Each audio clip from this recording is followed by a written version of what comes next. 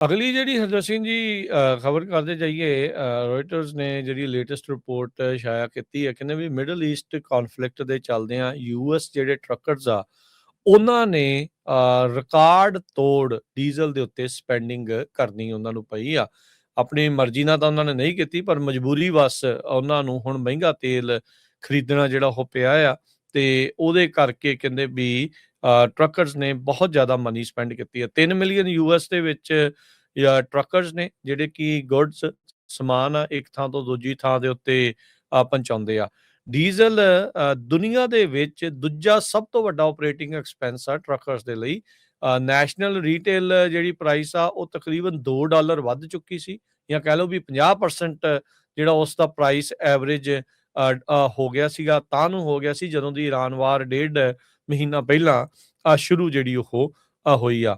Experts ਇਹ ਮੰਨਦੇ ਆ ਹਰਜੋਤ ਸਿੰਘ ਜੀ ਵੀ ਕਹਿੰਦੇ ਵੀ ਡੀਜ਼ਲ ਪ੍ਰਾਈਸ ਦੇ ਵਿੱਚ ਅਜੇ ਕੋਈ ਰਾਹਤ ਨਾ ਨਜ਼ਰ ਆਉਂਦੇ ਹੋਏ ਕੈਲੀਫੋਰਨੀਆ ਤੇ ਟੈਕਸਸ ਜਿਹੜੇ ਕਿ ਲੌਜਿਸਟਿਕਸ ਦੇ ਹੱਬ ਆ, ਉੱਥੇ ਆਲ ਟਾਈਮ ਹਾਈ ਰਿਕਾਰਡ ਜਿਹੜੇ ਉਹ ਚੱਲ ਰਹੇ ਆ ਤੇਲ ਦੀਆਂ ਕੀਮਤਾਂ, ਤੇ ਉਹਦੇ ਨਾਲ ਕੰਮ ਜਿਹੜਾ ਆ ਉਹ ਹੋਰ ਖਰਾਬ ਹੋਊਗਾ।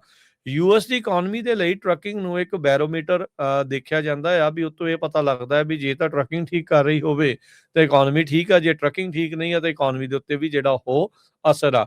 2024 ਦੇ ਵਿੱਚ ਇੰਡਸਟਰੀ ਦੇ ਦੁਆਰਾ 11 ਬਿਲੀਅਨ ਟਨ ਜਿਹੜਾ ਸਮਾਨ ਆ ਉਹ ਜਿਹੜਾ ਉਹ ਮੂਵ ਕੀਤਾ ਗਿਆ, ਜੋ ਕਿ 75% ਬਣਦਾ ਆ 3 ਕੁਆਟਰਸ ਯੂਐਸ ਦੇ ਵਿੱਚ ਜਿੰਨਾ ਸਮਾਨ ਮੈਨੂਫੈਕਚਰ ਤੇ ਰੀਟੇਲ ਗੁੱਡਸ ਜਨਰੇਟ ਹੁੰਦੀਆਂ, ਤੇ $906 ਬਿਲੀਅਨ ਦਾ ਰੈਵਨਿਊ ਜਨਰੇਟ ਕੀਤਾ ਸੀ। ਅਮਰੀਕਨ ਟਰੱਕਰ ਐਸੋਸੀਏਸ਼ਨ ਨੇ ਇਹ ਜਿਹੜਾ ਉਹ ਦੱਸਿਆ ਆ। ਸੋ ਕਹਿੰਦੇ ਵੀ 2022 ਦੇ ਵਿੱਚ ਪ੍ਰਾਈਸ $5.50 ਹੋ ਗਿਆ ਸੀ ਐਵਰੇਜ, ਨੈਸ਼ਨਲ ਐਵਰੇਜ ਆਪਾਂ ਡੀਜ਼ਲ ਦੀ ਗੱਲ ਕਰ ਰਹੇ ਹਾਂ। ਕੈਲੀਫੋਰਨੀਆ ਵਾਲੇ ਤਾਂ ਕਹਿੰਦੇ ਹੋਣੇ ਵੀ ਲੈ 5 5.5 ਨੂੰ ਇੱਥੇ ਹੋਵੇ ਤਾਂ ਸਾਡੇ ਲਈ ਤਾਂ ਬੜਾ ਚੰਗਾ ਆ, ਇੱਥੇ ਤਾਂ $7-8 ਨੂੰ ਜਿਹੜਾ ਪ੍ਰਾਈਸ ਆ ਉਹ ਪਹੁੰਚਿਆ ਪਿਆ ਆ। ਪਰ ਕਹਿੰਦੇ ਵੀ ਹੁਣ ਉਹ ਵਾਲਾ ਵੀ ਦੌਰ ਜਿਹੜਾ ਉਹ ਪਾਰ ਹੋ ਚੁੱਕਾ, ਤੇ ਐਵਰੇਜ ਜਿਹੜੀ ਪ੍ਰਾਈਸ ਆ $5.52 ਦੇ ਉੱਤੇ ਜਿਹੜੀ ਉਹ ਪਹੁੰਚ ਗਈ ਆ। ਇਹ ਪ੍ਰਾਈਸ ਉਦੋਂ ਵਧਿਆ ਸੀ ਹਰਜੋਤ ਸਿੰਘ ਜੀ ਜਦੋਂ ਯੂਕਰੇਨ ਦੇ ਉੱਤੇ ਰਸ਼ੀਆ ਨੇ ਜਿਹੜਾ ਹਮਲਾ ਕੀਤਾ ਜਿਹੜਾ ਉਹ ਸੀਗਾ। ਮਾਰਚ ਮਹੀਨੇ ਦੇ ਵਿੱਚ ਪੋਲ ਕੀਤੀ ਗਈ ਹੈ ਡੈਟ ਫਰੇਟ ਐਂਡ ਐਨਾਲਿਟਿਕਸ ਦੇ ਦੁਆਰਾ, ਕਹਿੰਦੇ ਵੀ 540 ਜਿਹੜੇ ਟਰੱਕਿੰਗ ਫਰਮਸ ਨੂੰ ਉਹਨਾਂ ਨੇ ਸਰਵੇ ਕੀਤਾ। ਉਹਨਾਂ ਨੇ ਕਿਹਾ ਵੀ ਉਹਨਾਂ ਨੇ ਆਪਣੇ ਆਪਰੇਸ਼ਨ ਹੀ ਹਾਲਟ ਕਰ ਦਿੱਤੇ, ਰੋਕ ਦਿੱਤੇ ਆ, ਵੀ ਪ੍ਰਾਈਸ ਇੰਨਾ ਜ਼ਿਆਦਾ ਜਿਹੜਾ ਉਹ ਵੱਧ ਚੁੱਕਾ ਆ। ਮੈਨੂੰ ਲੱਗਦਾ ਵੀ ਇਹ ਹੁਣ $6 ਦੇ ਇਰਦ ਗਿਰਦ ਨੈਸ਼ਨਲ ਐਵਰੇਜ ਜਿਹੜੀ ਉਹ ਪਹੁੰਚੀ ਪਈ ਆ।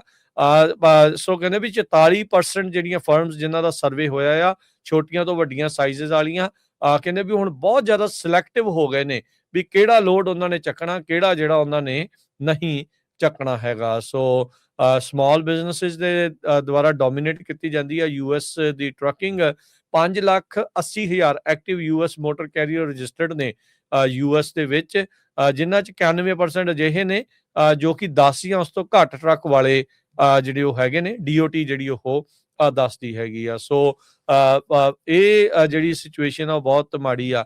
ਇੱਕ ਸਾਬਕਾ ਮਰੀਨ ਹੈਦਰ ਹਿਕਸਨ ਗ੍ਰਿਫਿਥ ਕਹਿੰਦਾ ਵੀ ਉਸ ਨੂੰ 1 ਦਹਾਕੇ ਤੋਂ ਵੀ ਵੱਧ ਦਾ ਸਮਾਂ ਹੈ ਟਰੱਕਿੰਗ ਦੇ ਵਿੱਚ, ਤੇ ਕਹਿੰਦਾ ਵੀ ਮੈਂ ਕੈਲੀਫੋਰਨੀਆ 'ਚ ਹੋਣ ਕਰਕੇ ਕਹਿੰਦਾ ਵੀ $8 ਐਵਰੇਜ ਗੈਲਨ ਮੈਂ ਦੇ ਰਿਹਾ ਆ ਡੀਜ਼ਲ ਦੀ ਜਿਹੜੀ ਉਹ ਪ੍ਰਾਈਸ, ਤੇ ਕਹਿੰਦਾ ਵੀ ਮੇਰੇ ਲਈ ਸਰਵਾਈਵ ਕਰਨਾ ਬਹੁਤ ਜ਼ਿਆਦਾ ਜਿਹੜਾ ਉਹ ਔਖਾ ਜਿਹੜਾ ਉਹ ਬਣਿਆ ਪਿਆ ਆ।